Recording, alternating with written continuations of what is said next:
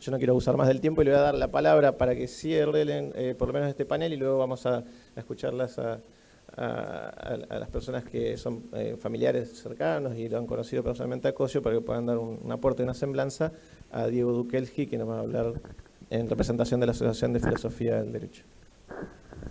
Muchas gracias, Diego. Bueno, la verdad que para mí es un honor enorme estar en esta universidad, donde además veo a muchos amigos, no sé, Javier Dente, que fue compañero de cátedra mucho tiempo, luego a Daniel, lo veo a Julio Guidia, mucha gente que en distintos ámbitos nos hemos ido cruzando, lo vi a José Orler por ahí.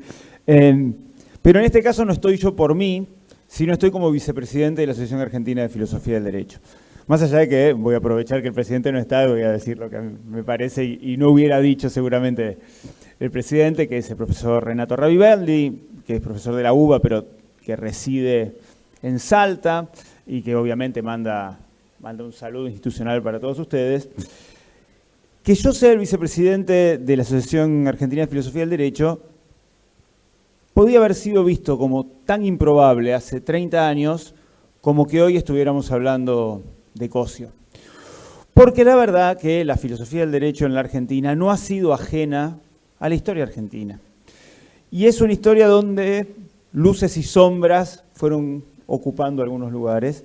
Y afortunadamente hace un tiempo, ya unos 20 y tantos años, que hemos logrado en el ámbito de la Asociación Argentina de Filosofía del Derecho un espacio de convivencia / pacto mafioso, como muchas veces bromeamos, donde todos estamos en mayor o menor medida representados.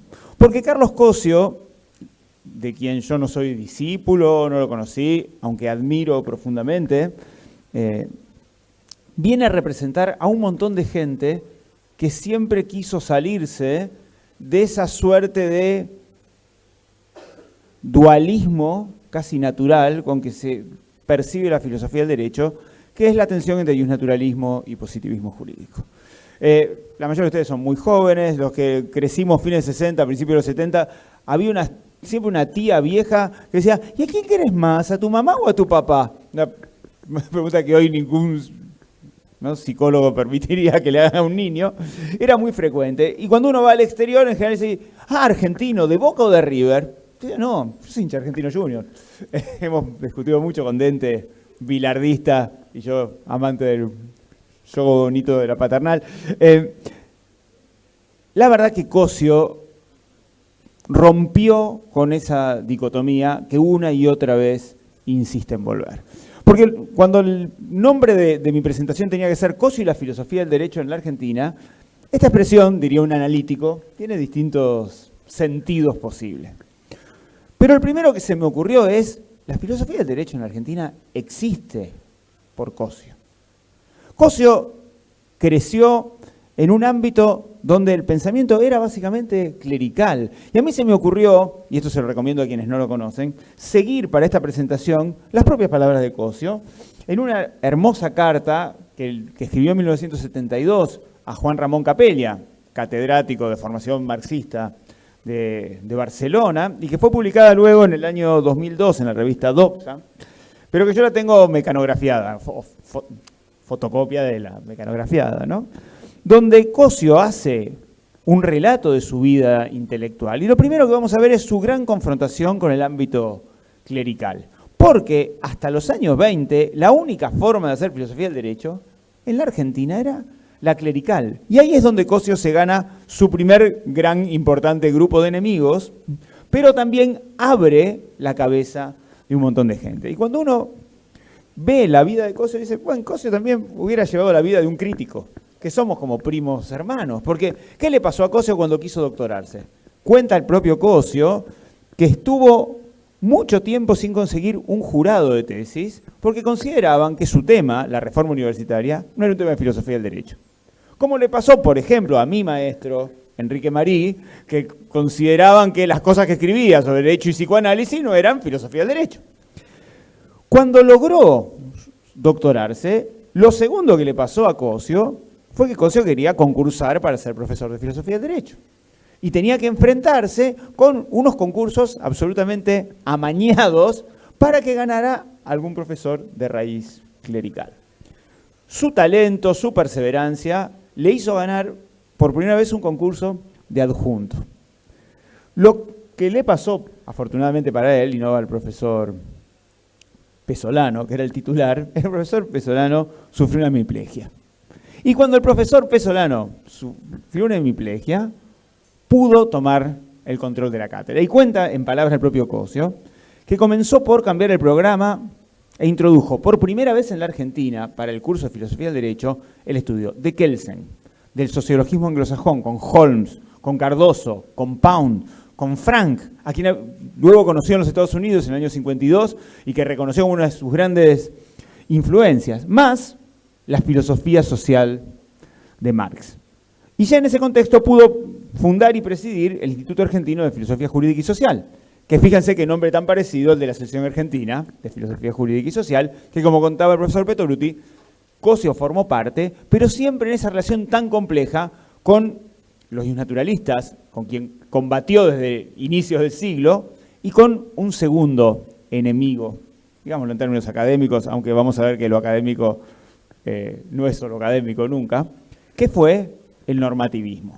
Porque no solo es famoso el debate de Cosio con Kelsen, del que cumplimos 70 años y que afortunadamente gente como Julio, como Diego, han reivindicado, como Carlos, puesto en primera plana a nivel local e internacional, sino que todo el grupo normativista, llamémoslo así, también se constituyó en un factor de poder interesantísimo.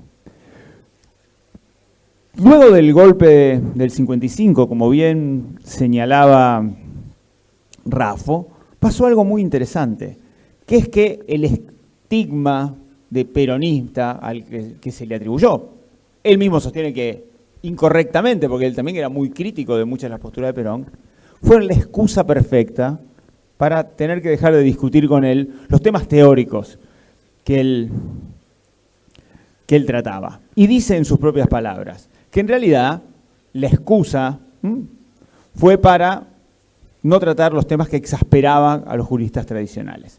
En efecto, católicos peronizados por un lado y por otro liberales rebeldes, significaba que tenían que sangrar él por su permanente crítica al derecho natural, que afectaba profundamente a los primeros, y sangrar por mi crítica, igualmente permanente del racionalismo dogmático y del empirismo exegético, que se ejemplificaba en textos como Soler, con quien discutía, Orgaz, Jiménez de Azúa, etc. Es decir que le pasó un poquito, dice él, como a los profesores aristotélicos concitados ¿contra quién? Contra Galileo, ¿no? Cosio sufrió lo mismo que Galileo. Y en ese juego coincidieron los naturalistas y los normativistas en calificarnos de peronista para librarse de él en la universidad. Católicos y liberales volvían ahora a la universidad para mandar y rehacerla a su gusto. El estigma peronista le salvaba a los católicos el naturalista y a la par a los liberal burgueses el normativismo, con la sola magia de la palabra, sin tener que abrir, entre ellos ninguna brecha, ni discutirme absolutamente nada, dice Cosio, a nivel académico. Es decir que naturalismo y normativismo pudieron apelar a una categoría política para no tener que discutir con quien planteaba que el derecho era una práctica social, que el derecho era conducta, y eso quedaba de lado solo con el hecho de acusarlo con peronistas. De hecho, señala el propio Cosio que después con Onganía, la Facultad de Derecho de la Universidad de Buenos Aires se volvió a colmar de nacionalistas católicos, pero algunas de las cátedras de filosofía del derecho se enseñaba exclusivamente lógica simbólica para no chocar con los valores oficialmente dominantes. Es decir, que hay todo un sector del normativismo positivista, analítico, que se escudó en la lógica para poder convivir perfectamente con los católicos y no trabajar teorías como las de Cosio. El otro punto que me parece muy interesante y que aparece en los años 70 es el encuentro, y algo citó Julio, hizo referencia a Ideología del Derecho, de Cosio cuando descubre al marxismo, cuando redescubre al marxismo y empieza a trabajar un montón de categorías y vincular la teoría ecológica con el marxismo. Pero además, algo muy interesante, la conciencia del propio Cosio de la situación de Argentina como un país colonial, ¿no? En ese punto, dice Cosio, que el resultado de estas nuevas lecturas de los años 70 ha sido radicarme con mucha firmeza en la izquierda. Más aún, descubrir lo que la izquierda significa de verdad para el hombre contemporáneo y la solución que ha logrado para el problema axiológico del derecho con esa inmersión en la izquierda. Me pareció oportuno hacer esta referencia a Cosio porque obviamente Cosio y la filosofía del derecho de la Argentina tienen esta relación compleja. Posiblemente sea La Plata el lugar donde Cosio permaneció, como decía Petoruti, todos estos años, más allá de los vaivenes. Pero en muchos lugares fue una figura desaparecida. Porque si hay algo que caracteriza a los juristas es por desaparecer la realidad, ¿no? Yo siempre bromeo, creo que Diego me ha escuchado esto. Yo creo que los profesores de Derecho somos como ese famoso personaje de una película que posiblemente muchos vieron, una película de Tarantino que se llama Pulp Fiction, no sé si lo ubican, quizá la película más famosa de Tarantino, donde hay un accidente y en un auto van John Travolta y Samuel Jackson y por error le vuelan la cabeza a un muchachito de color. Y el auto se tiñe de sangre y los dos mafiosos que disparan también se tiñen de sangre y tienen que solucionar ese problema. Entonces llaman a un personaje que se llama el señor Wolf, Mr. Wolf, cuyo lema es soluciono problemas. Y lo que hace el señor Wolf es aparecer y en 15 minutos, media hora, ese auto donde se había matado a una persona a quemarropas queda sin una gota de sangre y los dos asesinos quedan impecables. Esos son los profesores de Derecho, que pueden explicar la Constitución argentina sin hablar de la batalla de Casero, la batalla de Pavón, que pueden hablar del derecho de huelga sin hablar de la Semana Trágica, de la Patagonia Rebelde. Nosotros borramos la historia. Esta es la historia que Cosio no hubiera permitido borrar. Por último, a tal punto los avatares de la historia han impactado en la vida de Cosio, como señalaba Raffo, que cuando lo reivindican a Cosio en los 70 y le vuelven a dar su cátedra y empieza con algunos planes, le escribe a Capellia, 27 de agosto de 1973, con la idea de invitar a 3 profesores, Browelski, Machado Neto y Capellia, para hacer un seminario en la universidad. Y le dice algo así como, le he advertido, si la situación perdura, pues creo, 27 de agosto del 73, pues creo que tiene que sobrevenir a corto plazo una contrarrevolución para atajar el desarrollo revolucionario posible que es temido por los Estados Unidos y la desalojada oligarquía del capitalismo argentino. Será promovido por ambos centros de poder, pero lo peor sería que el general Perón se embarcara también en ello. El peronismo es un conglomerado muy extraño, dice Cosio.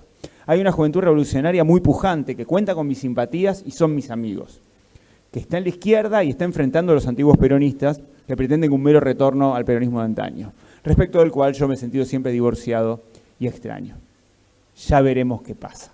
Todos sabemos qué es lo que pasó y todos sabemos qué suerte le vino también a Cosio, además de a toda la Argentina y a toda la región por esos años. Y por eso también es tan importante reivindicar el pensamiento de Cosio en estos momentos de tanta zozobra en América Latina, ¿no? Se hacía referencia hace un rato de cómo, por ejemplo, la noción de revolución había sido trabajada por Cosio. Me parece que es un momento para tener presente que las teorías no son solo construcciones intelectuales de unos tipos que quieren hacer unos jueguitos como si hicieran sudokus.